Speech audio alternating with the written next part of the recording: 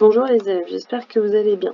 Dans cette vidéo, nous allons faire la correction, enfin en tout cas je vais vous expliquer la correction des exercices de cette fiche. Ces exercices ne sont pas des exercices de niveau 3e bien sûr, mais par contre ce sont des exercices que vous devez absolument savoir faire pour pouvoir espérer réussir le chapitre que l'on va faire ensemble. Donc si ces exercices-là ont été difficiles, vous devez vraiment apprendre la leçon par cœur, vous réentraîner jusqu'à ce que vous maîtrisiez ces exercices-là, parce que je le répète, c'est vraiment la base du chapitre à venir. Donc vous devez savoir faire tout ça. Alors, le premier exercice, je dis pas les numéros qui sont là, hein, mais je donne les numéros dans l'ordre dans lequel ils apparaissent. Alors, premier exercice. Le fleuriste dispose de 158 fleurs. Elle doit réaliser des bouquets de 7 fleurs.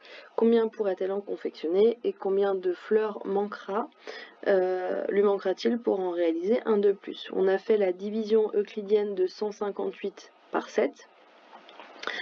Soit vous la posez, soit vous la faites à la calculatrice et la calculatrice renvoie Q égale 22, c'est-à-dire quotient égale 22 et R égale 4, ça veut dire reste égale 4. Donc 158, c'est 22 bouquets de 7 fleurs plus 4 fleurs.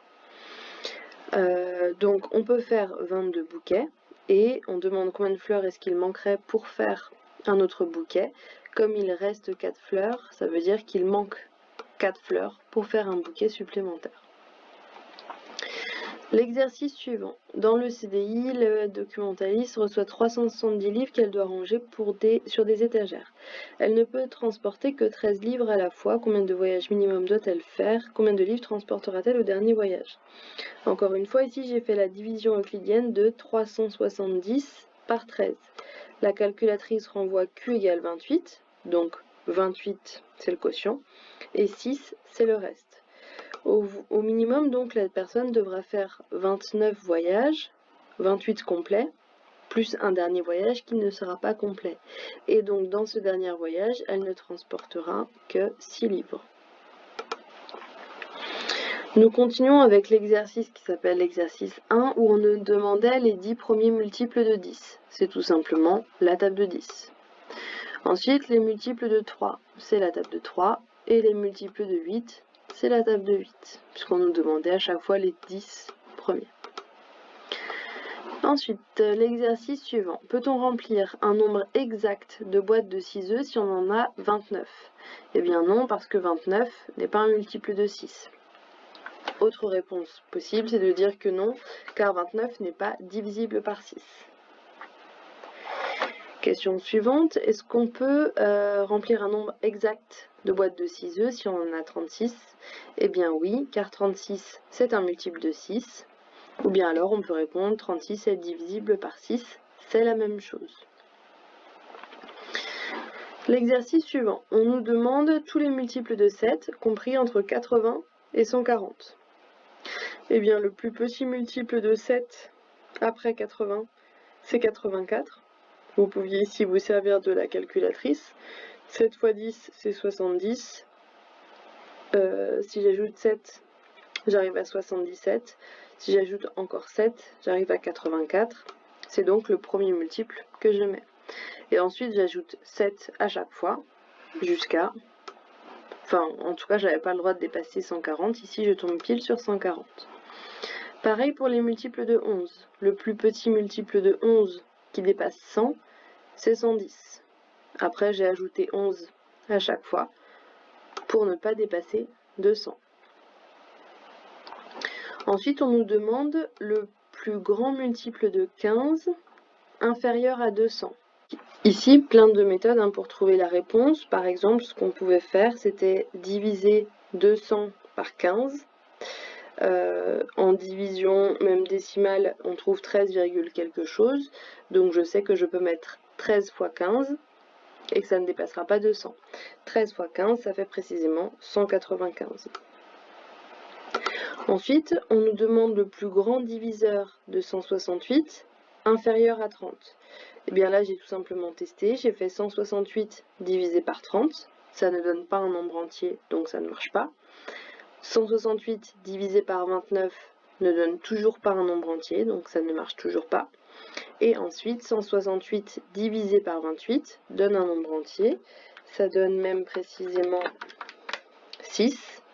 Donc du coup, le plus grand diviseur de 168 inférieur à 30, c'est 28. Nous continuons. Alors, pour ces exercices-là, suivez bien la méthode que je vais expliquer, parce que c'est très important de savoir faire sans en oublier. On demandait ici tous les diviseurs de 12. Donc la liste des diviseurs de 12, ça veut dire tous les diviseurs de 12.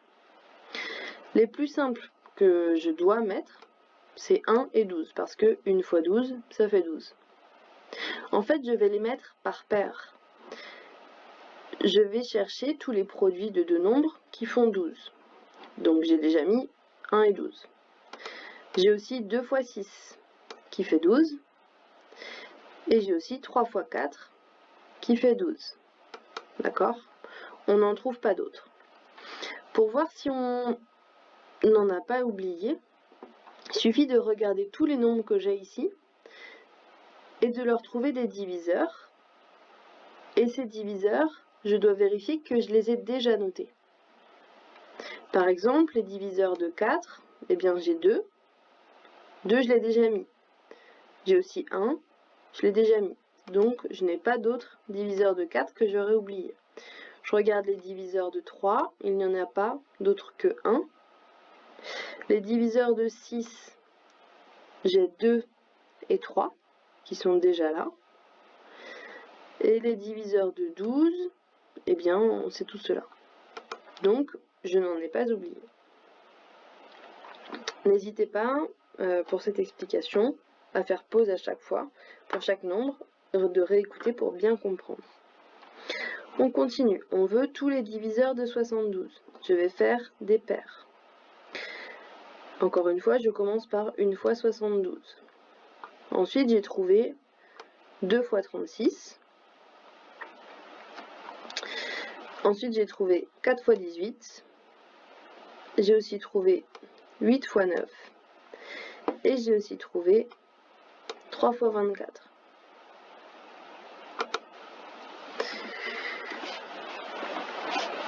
Pour vérifier que je n'en ai pas oublié, eh bien, je fais comme tout à l'heure. Je regarde les nombres que j'ai mis ici et je vérifie si tous ces diviseurs, je les ai bien déjà notés. Par exemple, 24, c'est 3 fois 8. Le 3 y est déjà, le 8 y est déjà. 9, c'est 3 fois 3. Le 3 est déjà mis. 8, c'est 4 fois 2. Le 4, je l'ai déjà marqué. Le 2 aussi. 18, c'est 3 fois 6. Le 3 est déjà marqué. Le 6, je ne l'ai pas marqué. Ce qui veut dire que j'ai oublié un diviseur. D'accord? J'ai donc oublié une paire de nombres qui, quand je les multiplie, donne 72. Eh bien, c'est tout simplement 6 fois 12 qui fait 72. Du coup, je vais sauter une ligne.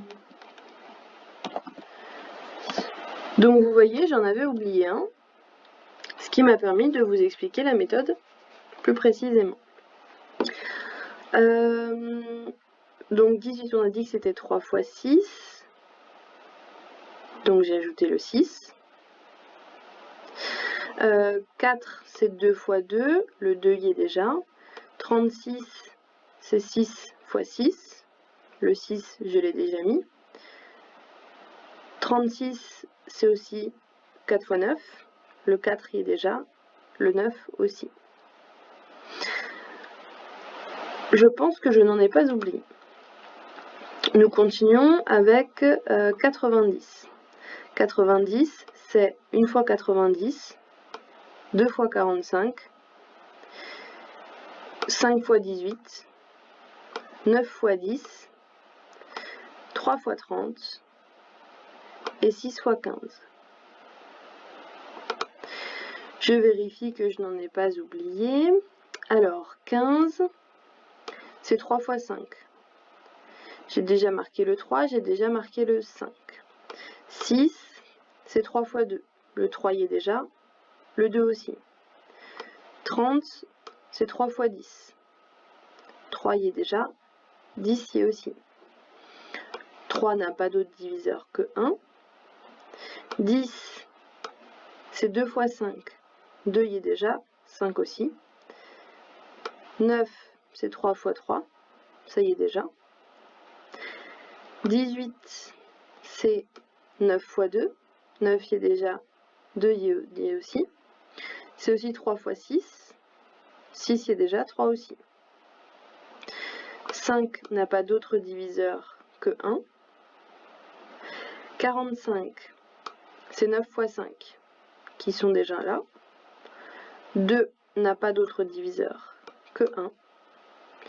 Donc, visiblement, je n'en ai pas oublié. Maintenant, je vais vous montrer une autre méthode qui permet de trouver des paires. Donc là, en gros, ce que je viens de vous apprendre, c'est à vérifier qu'on n'en a pas oublié. Mais avant de vérifier qu'on n'en a pas oublié, il faut déjà les avoir trouvés. J'ouvre ici une parenthèse pour vous expliquer comment trouver les diviseurs. Donc je vous ai dit, il faut faire des paires de deux nombres qui font 45 quand je les multiplie. Donc on a dit 45 fois 2, ça fait 90. Donc du coup, j'ai 45 et 2. J'ai 1 fois 90 qui fait 90. Donc j'ai aussi 1 et 90. Je les mets par 2. Ensuite, je continue dans les très faciles. Dans les très faciles, j'ai 9 fois 10 qui fait 90.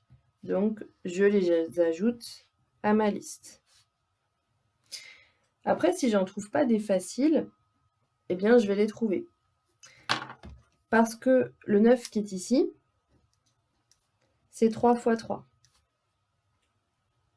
Donc, du coup, comme on a dit que 9 fois 10, ça faisait 90, eh bien, 9 qui est 3 fois 3 fois 10, ça fait 90. Du coup, je vais les regrouper d'une autre façon. Au lieu de faire 9 et 10 comme tout à l'heure, eh bien, je vais faire 3 et 30. Du coup, j'ai 3 et 30, puisque 3 fois 30, ça fait 90. Ça fait une autre paire. Je continue cette méthode ici en décomposant 45 en 5 fois 9. 5 fois 9, ça fait 45. Donc 5 fois 9 fois 2, ça fait 90. Et au lieu de faire 5 fois 9 et 2, eh bien je vais les regrouper autrement. Je vais regrouper 9 fois 2 et 5. Ce qui fait donc 5 et 18. Donc 5 fois 18, ça fait aussi 90. Non, pardon, 5 fois 10. 5 fois 18, mince.